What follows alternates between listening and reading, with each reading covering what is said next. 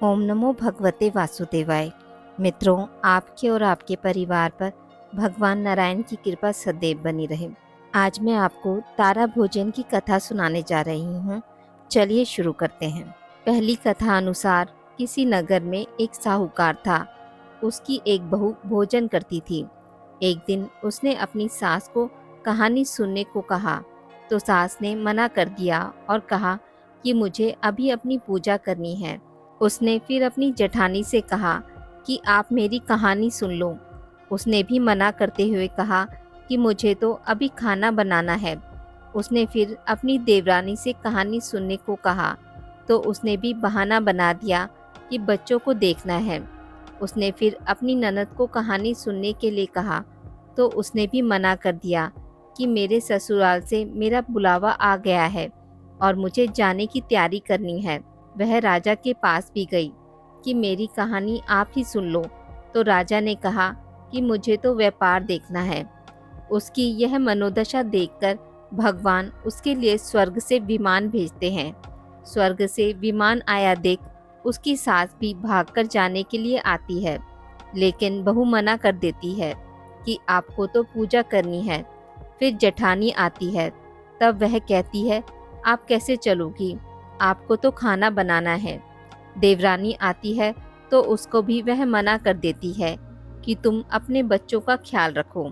ननद आती है तो वह कहती है कि तुम्हें तो ससुराल जाने की तैयारी करनी है, सो तुम वह करो। राजा जी आते हैं कि मैं चलता हूँ तुम्हारे साथ, लेकिन बहू कहती है कि आपको तो कारोबार संभालना है तो आप उसे संभालो। आखिर में पड़ोसन आती है और कहती है कि बहन मैं तुम्हारे साथ चलूं। तब बहू कहती है कि हाँ तुम मेरे साथ चलो, क्योंकि एक तुम ही तो हो जिसने कार्तिक के पूरे माह मेरी कहानी सुनी है। दोनों विमान में बैठकर स्वर्ग जाने लगती हैं। तभी रास्ते में बहू को अभिमान हो जाता है कि मैंने कार्तिक के पूरे माह व्रत किया और कहानी कही, इसलिए मुझे स्वर्ग का वास मिल रहा है। लेकिन मेरी पड़ोसन ने तो कहानी केवल सुनी है, व्रत नहीं किया, फिर भी मेरी वजह से इसे स्वर्ग का वास मिल रहा है। बहू यह विचार मन में सोचते जा रही थी कि अचानक भगवान ने वहीं से उसे विमान से नीचे फेंक दिया। उसने पूछा कि भगवान मेरा अपराध तो बता दीजिए कि आपने ऐसा क्यों किया।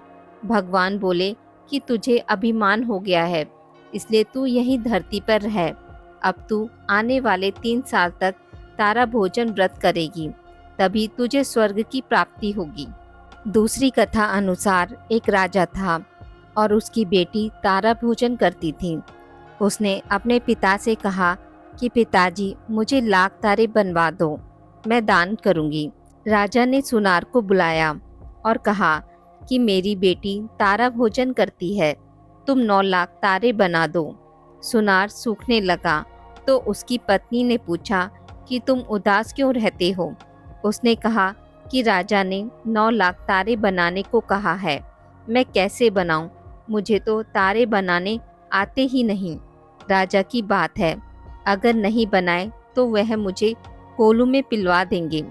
उसकी पत्नी ने कहा इसमें परेशान होने की क्या बात है, गोल सा पतरा काटकर कलियां काट देना, राजा ले जाएगा। अपनी पत्नी के कहे अनुसार सोनार ने तारे बना दिए और राजा उन्हें ले गया। राजा की लड़की ने 9 लाख तारे और बहुत सा दान दिया। भगवान का सिंहासन डोलने लगा। भगवान बोले देखो मेरे नेम व्रत पर कौन है। 3 कूट देखा तो कोई नहीं था। चौथे कूट देखा तो राजा की लड़की तारा भोजन कर रही है। भगवान ने कहा उसे ले आओ, उसने व्रत किए हैं।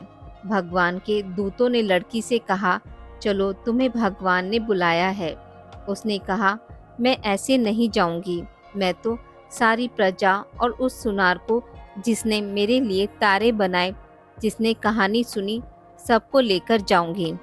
लड़की की बात के सामने भगवान को झुकना पड़ा और भगवान के दूत उसके लिए बड़ा सा विमान लाए कि चलो। वह कहने लगी कि हाँ अब मैं चल पड़ूंगी और सभी को विमान में बिठाकर वह चल पड़े। रास्ते में राजा की बेटी को अपने ऊपर घमंड हो गया। कि यदि मैं तारा भोजन व्रत नहीं करती तो सबको स्वर्ग की प्राप्ति नहीं होती। लड़की के ऐसा सोचते ही दूत ने उसे बीच रास्ते में ही नीचे उतार दिया। दूत जब भगवान के पास पहुँचे तो भगवान बोले, इन सब में तारा भोजन करने वाली लड़की कौन सी है? दूत बोले कि उसे अपने ऊपर घमंड हो गया था, इसलिए हम उसे बीच रास्ते में ही छोड़ आए। भगवान बोले कि नहीं, उसे वापस लेकर आओ। लड़की ने 7 बार क्षमा याचना की। क्षमा क्षमा क्षमा क्षमा क्षमा क्षमा क्षमा करो भगवान।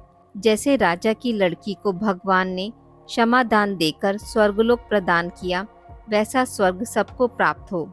आज की इस वीडियो में बस इतना ही। मित्रों, अगर आपको मेरी वीडियोस पसंद आती हैं तो उसे लाइक और शेयर ज़रूर करें और पूजा पाठ से जुड़ी जानकारी के लिए मेरे चैनल को सब्सक्राइब करना ना भूलें। धन्यवाद।